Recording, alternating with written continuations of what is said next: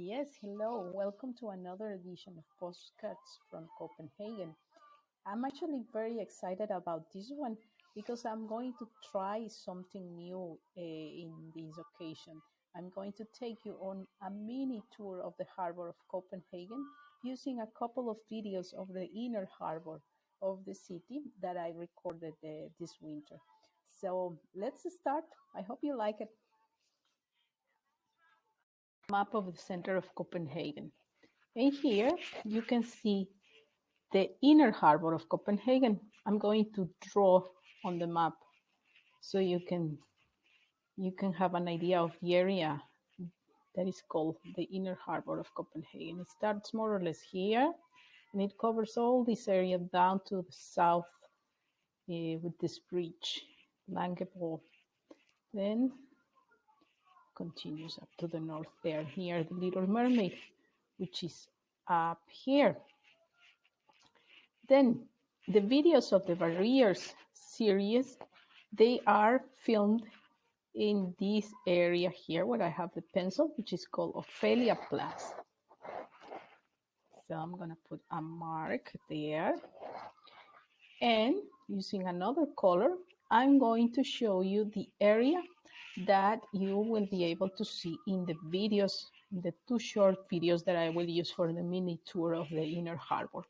So it starts more or less here. So the view encompasses more or less what you see here inside the yellow area. So yeah, let's start. And here we have a map, a more detailed or a close-up of the map I showed before with the stops we are going to take during our mini tour. I'll start first by showing the whole clip, the first whole clip, and then we will take some stills, some stops as I call them, and then after the first three that are on the first clip, we will take the second clip complete, and then the last three stops.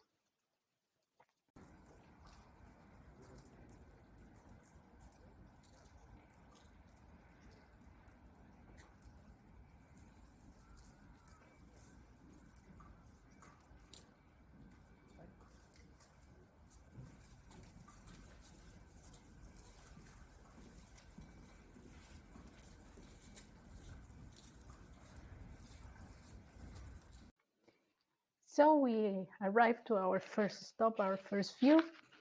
This is what you can see from the ramp of the Royal Danish Playhouse. This ramp is sort of an extension of the foyer or a restaurant that they have there in the theater.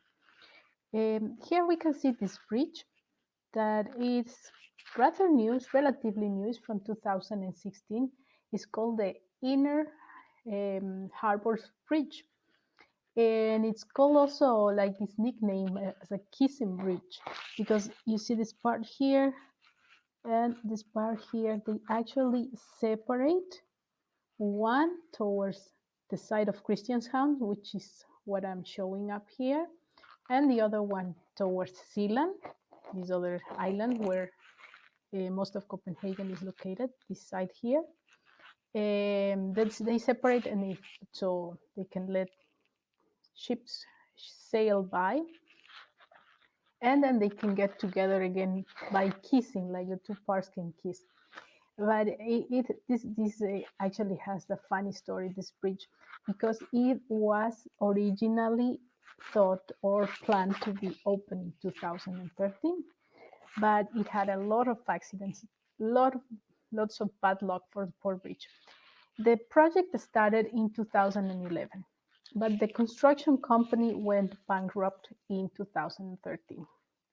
Then in 2014, there were some problems with the steel supplies for some parts of the bridge. And then there were actually announcements of the opening of the bridge both in 2014 and in 2016. So in the end, the authorities decided not to announce anymore when it was opening, and then poof, all of a sudden, then the bridge was open. That was in 2016. Yes, so here we are at our second stop, our second view. And this time we have some guys there posing for us, some models I contracted. No, just kidding. But yeah, we can see there a new urban phenomenon that seems to have spread a lot during the lockdown, something called street fishing. Normally it's not allowed to fish in this spot here right in front of the Royal Danish Playhouse, and like with the front, like with what we see in the background is a Christianshavn, one of the islands where Copenhagen is located. And normally it's only on special days or events that you're allowed to fish here. Like for example, there was an event back in December 2019, the 30th of December of 2019, called Fiskedag i København, which means the fish day in Copenhagen, where you had an event from 10 o'clock in the morning to 4:30 in the afternoon, and everyone who wanted could come here and have like a good time fishing together. There was a festival, there was prizes for the biggest catch, and yeah, you could also catch your cod fish, your cod for the New Year's menu, because that's a typical dish that you can use for that you can serve on New Year's Eve. And yes, the quality of the water in Copenhagen's harbor is so good that you can not only fish in it, you can also bathe in it.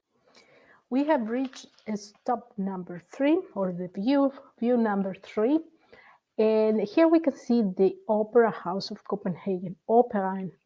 I'm not going to tell you a lot about it because I have already given you quite a bit of facts and data about this building in the postcards from Copenhagen on the day number 2, Courage, of my series, Barrier series. So if you want to see or learn more about it, you can go to that video. And here, what I would like to do is a little trivia question. You might be wondering why I have this picture of, I will, I will dare say, the most famous opera house in the world, the Opera House of Sydney.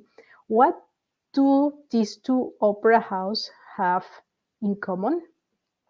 Any ideas? Well, they are both built by Danish architects. This one here was built by Henning Larsen, and this one here, it was also built by a Danish architect. His name was Jørn Utzon. It was finished or completed in the early 70s, and it's become a landmark of Sydney and really a wonder of the architecture in the world. So, yeah, I bet you didn't know that one there. So, we continue with our tour now.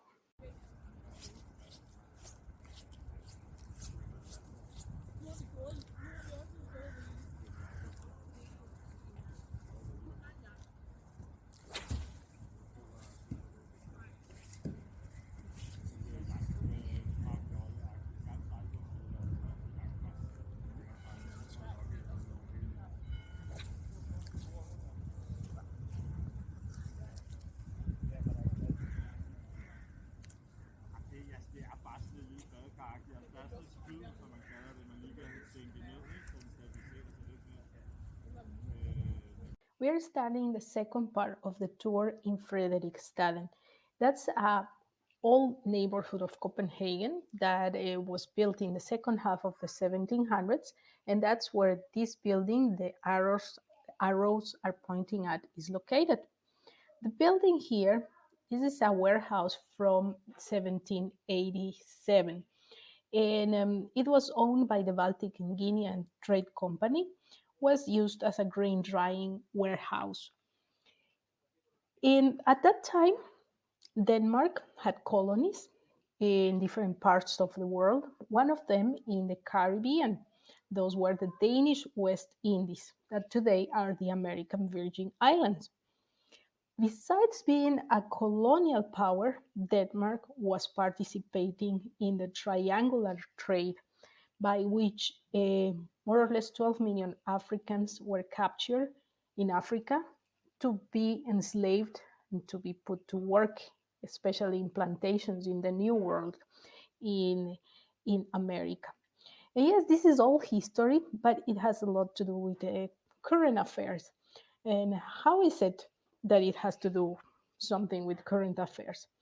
Well, there is a debate going on here in Denmark that has especially intensified after or since 2017, which was the year of the 100 years anniversary of the um, sale of the Danish West Indies to the United States. So basically, what is being debated here in Denmark is that Denmark has not taken responsibility of its past. The islanders or the inhabitants of the current American Virgin Islands, they have asked for a public apology, historic apology, but that hasn't happened yet. And they say that it's mainly because of diplomatic reasons, because this is not a territory that belongs to Denmark anymore. So that's one of the reasons they say they haven't done that. And another thing that's being debated here in Denmark is that there are not visible memories of the slave trade and the colonial times in Copenhagen or in Denmark by that matter. So that's a very current issue in the light of the Black Lives Matters movement that we have been hearing a lot about since last year. So yeah, we also have some things to discuss in that area here in Denmark. And yes, well, on a more light note, a more personal and informal note, I wanted to tell you also that this building is today a hotel, and that's actually where um, we held our wedding celebration in April 2016. It was more or less here where I'm pointing with the mouse, with the pointer.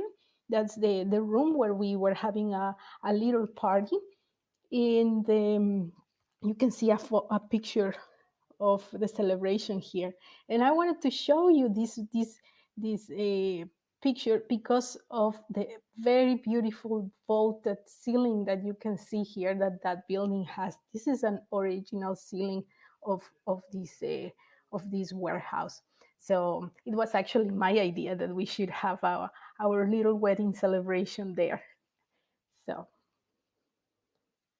we continue the tour visiting Frederikstaden, but before I tell you more about it, in case you're asking yourself about this big neon sign that says understanding that you saw in the last view in the last top, and in this one here, that's something I'm going to tell you about in the last edition of Postcards from Copenhagen, the last series or video of the Barrier series.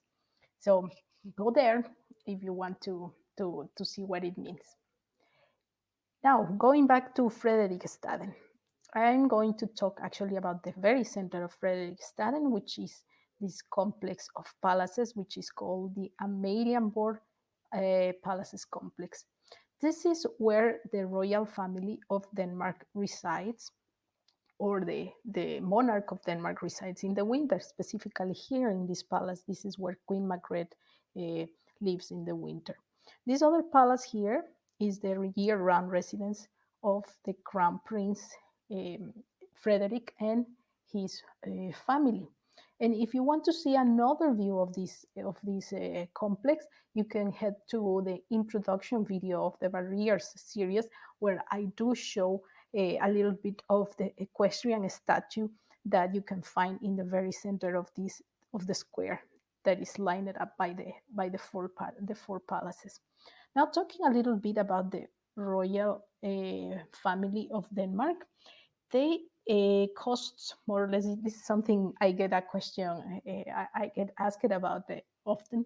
How much does the royal family of Denmark cost? Well, they cost more or less 47 million euros a year. That's more or less, just to give you an idea, €8 per year per person in Denmark, we are more or less 5.7 million inhabitants here. And you might think, oh, but that's a lot of money to spend on some royals that just have ceremonial duties. But actually, they are quite popular. Last time that there was a big survey about the topic, that was in 2017, more or less 70% of the respondents said that the royal house should be preserved, and only 15% were for monarchy abolition. So yeah, that's how much the Danes like their royalty. So here we are at the end of our mini tour of the Inner Harbour of Copenhagen, and I would like to tell you a little bit about the water of the Harbour of Copenhagen. I get often the question about what this water is, if it is a canal, or if it is fresh water, or if it is a river. And well, neither of the three. This is actually salty water because it's water from the sea, from the Baltic Sea. This is a sea inlet that connects Zealand, the island of Zealand, the biggest of the Danish islands here on this side, and a group of smaller artificial and also natural islands on this side. Here we can see Holmen, then a little bit more to the south, Christianshavn, which we could see in some of the other views. And then south of Christianshavn, we couldn't see it, we can find Ama, which is the island where the airport is located.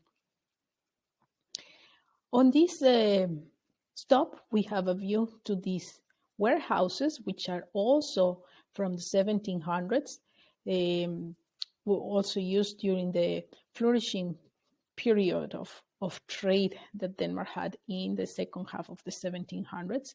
These two first warehouses, they were used, or not, actually this warehouse here was used to store rum and sugar, and today is a museum. And these two here, they are today apartment buildings. And it's funny to see how we are going back to our origins or completing the loop, and also at the end of this tour somehow, because we see these people fishing here. This video was made in 2021, January 2021. And I see this of going back to the origins because the harbor of Copenhagen itself started as a fishing village. So interesting how the circular nature of life. So with this thought in mind, I just want to say bye and thank you for listening. And let's find together some ways to meet again. Maybe we can do a live guiding. So please write in the comments and let me know if you think that could be a good idea. Thank you and bye.